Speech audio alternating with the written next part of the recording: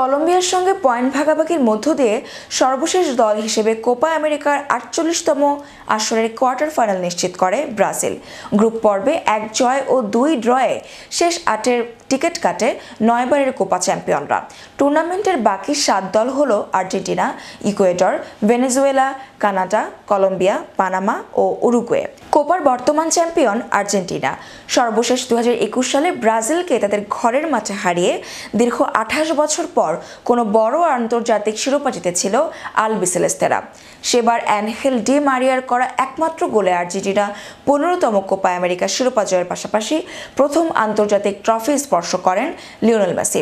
চলমান কোপা আমেরিকার ফাইনালে আবারও চিরপ্রতিদ্বন্দ্বী ব্রাজিল আর্জেন্টিনাকে দেখতে চাইছে দুই দলের সমর্থকরা। কনমেবলের গ্রুপিং নিয়ম অনুযায়ী দুই দল যদি ফাইনালে উঠতে পারে তাহলেই দেখা হয়ে যাবে আবারও।